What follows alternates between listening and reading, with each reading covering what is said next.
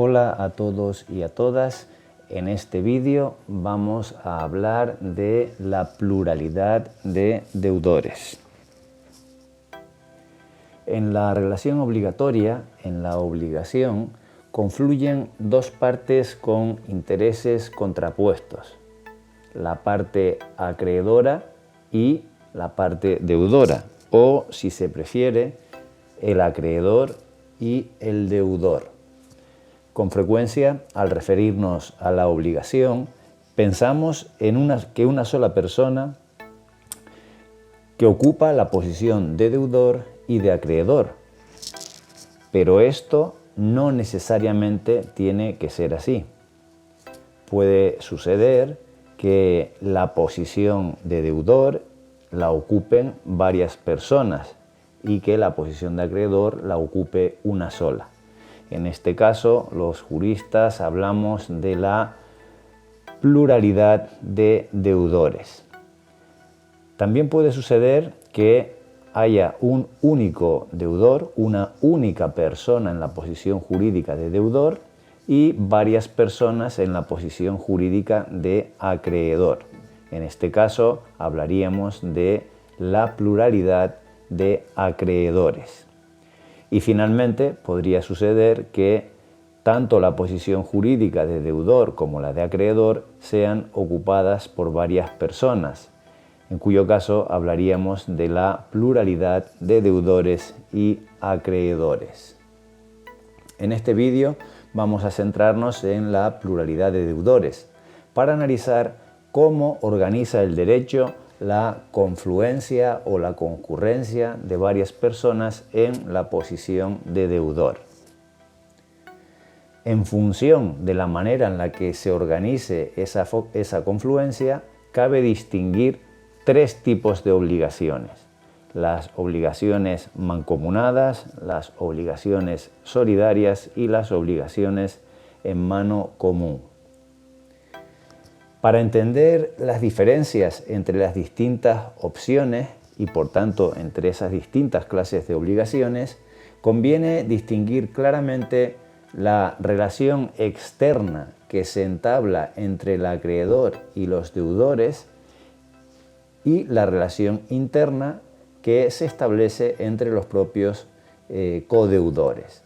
La relación externa es la que se establece entre el acreedor y los codeudores, en virtud de la cual el acreedor puede exigir a los codeudores, el cumplimiento de la prestación debida. 600 euros, por ejemplo. La relación interna, en cambio, es la que se establece entre los codeudores. Como veremos, efectivamente, entre los codeudores se establecen también una serie de relaciones que es importante tener en cuenta. Por tanto, cuando hablamos de la relación interna, nos estamos refiriendo a estas relaciones que se establecen entre las personas que ocupan la posición jurídica de deudor. Desde el punto de vista de la relación interna, debemos empezar por decir que una primera opción es que cada deudor asuma una parte de la deuda.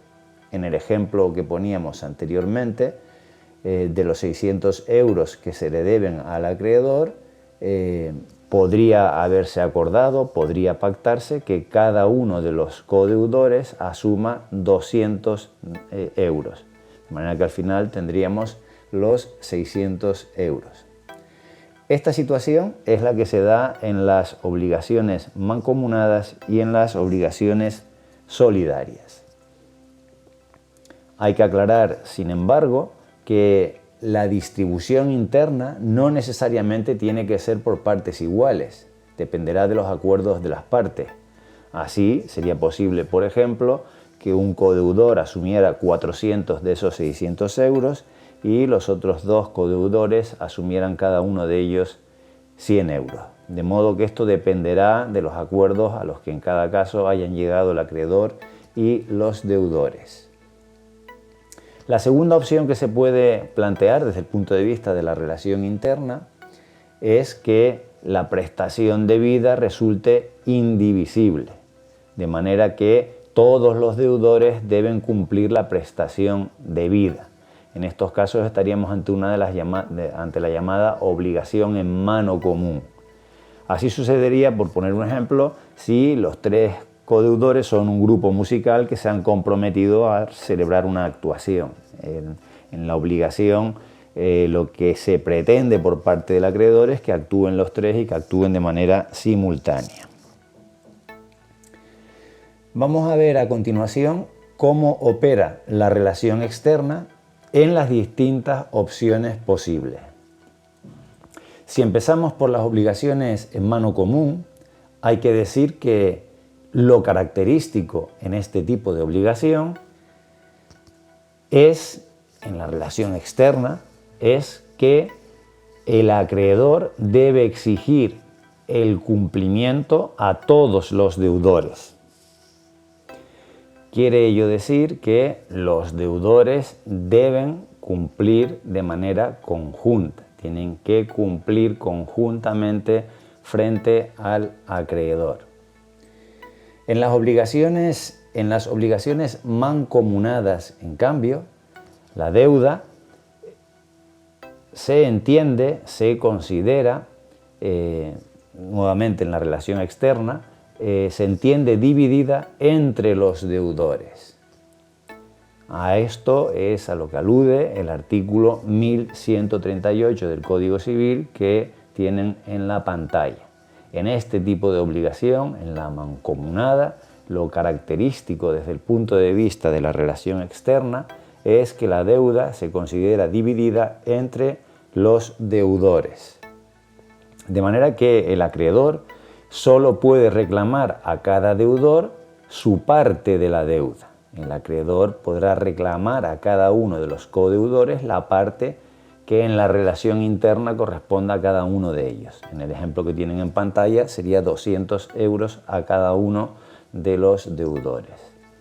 Esto tiene importantes connotaciones, y es que si uno de los codeudores no puede pagar, el acreedor no puede reclamar nada a los demás deudores.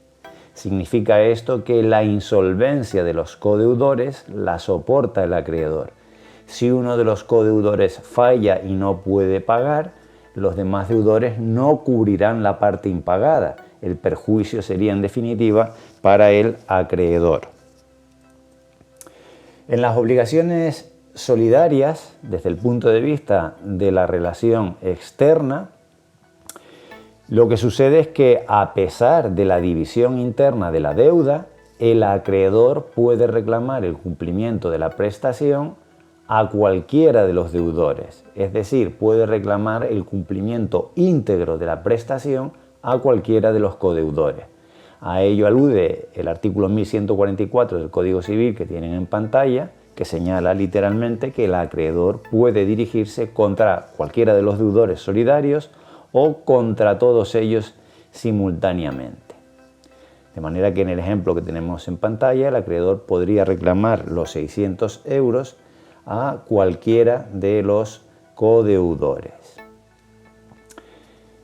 Si uno de los codeudores no puede pagar, el acreedor podrá, por tanto, exigir la prestación debida al resto o a uno de ellos. De manera que en este esquema, en las obligaciones solidarias, la insolvencia de los deudores la soportan los restantes codeudores. Así lo dice el artículo 1145 que tienen en pantalla, que indica que la falta de cumplimiento de la obligación por insolvencia del deudor solidario será suplida por sus codeudores a prorrata de la deuda de cada uno. De manera que el acreedor, en el caso de insolvencia de uno de los codeudores, podrá reclamar el total de la obligación a cualquiera de los otros codeudores. De modo que, digamos, no se le traslada el perjuicio al acreedor derivado de la insolvencia de uno de los codeudores. Este esquema, el de la obligación solidaria, resulta por tanto más interesante para el acreedor. Y esto explica que en la práctica, en el tráfico económico y jurídico, las obligaciones solidarias tengan una clara preponderancia, puesto que se ajustan mejor a la defensa del interés del acreedor. Otra de las notas más características de las obligaciones solidarias, desde el punto de vista de su configuración jurídica, es que cuando uno de los deudores paga toda la deuda, el acreedor queda satisfecho y se extingue la obligación solidaria. Es decir, desde el punto de vista de la relación externa, el pago por parte de uno de los deudores del total de la deuda extingue la obligación solidaria. Así lo dice el artículo 1145 del Código Civil, que les transcribo a continuación. El pago hecho por uno de los deudores solidarios extingue la obligación. Ahora bien, desde el punto de vista de la relación interna, otra de las características destacadas de la obligación solidaria es que el solvens, el deudor que ha pagado toda la deuda, puede reclamar a los demás la parte que les corresponda de acuerdo con la división interna de la deuda. Es decir, el deudor que ha pagado, que ha cumplido frente al acreedor, puede reclamarle a los restantes codeudores la parte que a cada uno de ellos corresponde.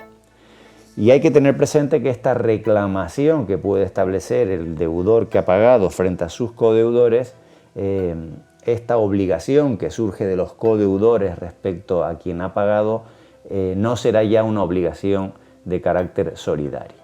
A esto es a lo que alude el artículo 1145 del Código Civil, cuando dice que el que hizo el pago solo puede reclamar de sus codeudores la parte que a cada uno de ellos corresponda con los intereses del anticipo.